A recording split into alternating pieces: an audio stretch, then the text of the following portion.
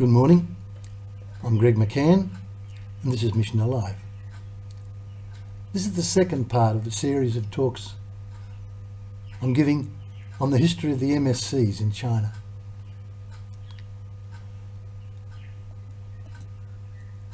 In the last recording I explained that the MSCs were invited in 1925 to go to China. The North German province of the MSCs took up the challenge and they were sent to a place called Shetian, which is in the southwestern part of China. I explained that China, the Guizhou section was very, very mountainous and very rugged and very wild, and that where they were going to, Shetian, was not such a very big place, and it was surrounded by huge mountains. We talked about the missionaries arriving in Shanghai and how they had to get a junk to go from up the Yangtze River from Shanghai. Then they had to change to a smaller boat to go up to the tributary, and then they finally got off that small boat and had to walk 80 kilometres to their destination. So they arrived, and after 5 months the three of them were reduced to two because Father Jehepawa drowned while crossing a river. Now, they were met on their arrival at Shetian by the Parish Missionary Society priests. And I'd just like to say a couple of words about that first. At the beginning of the 19th century, the Paris Missionary Society had been sent by Rome and France to Guizhou province, and by the 1870s it had established itself and had its own seminary for training priests. It was extraordinarily successful. The remains of this seminary can be seen above. There it is there, and over here as well. It's still revered today by Catholics who go there every year to celebrate Mary's birthday. Anyway, I'll talk more about that later. It's a very interesting building, that one. So anyway, to get back to our story, by 1927, 6 more priests had been sent from Germany. So the first 3 came and they landed in Shanghai. They also were delayed for some months because of the Civil War. But finally, they got a boat and after many difficulties reached Beijing, and finally the last 80 kilometres walk across to Shetian. So they made it. So now there were 5. But the other 3 priests that were coming were not far behind. The next 3 priests unfortunately were not so lucky. During the journey, they were shipwrecked on the Yangtze River. When they finally arrived at Beijing,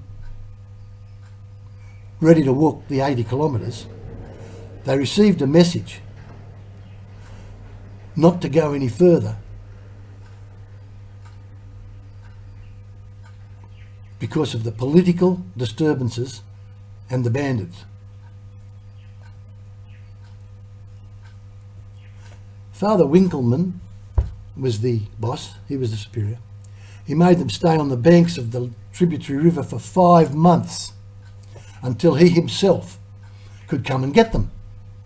However, this was a very fateful decision for Father Winkelmann, because on his way to collect the 3 missionaries, he was shot and killed by the bandits.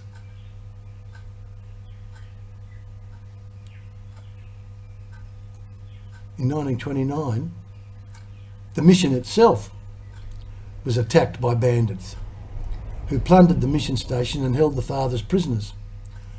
Father Ballmeiser spent 8 very unpleasant days as a guest of the bandits.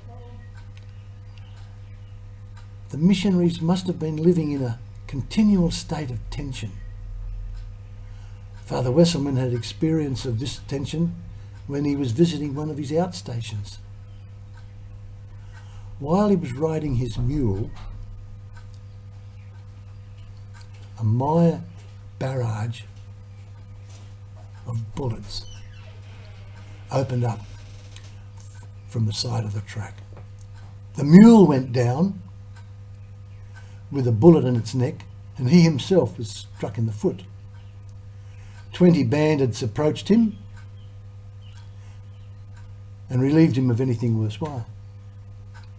Father Wesselman was then compelled to write to Father Ballmeiser for a ransom that they demanded of $200. Unfortunately, the authorities forced the bandits to hand over the priest without paying the money. That's another example of the kind of situation that the missionaries were living in. So one of the few photos I could get of a wrecked junk on the Yangtze River. Probably not the type of junk the priests would have been on, but it might have been like that, I don't know.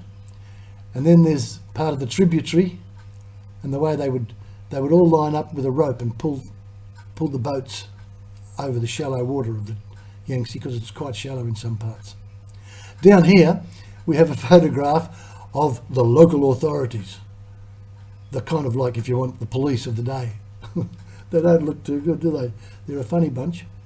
Anyway, they were the ones that negotiated that Father Ballmeiser be released. So at least they must have had some sort of power. This particular photograph is actually of a Paris Missionary Society priest on his horse.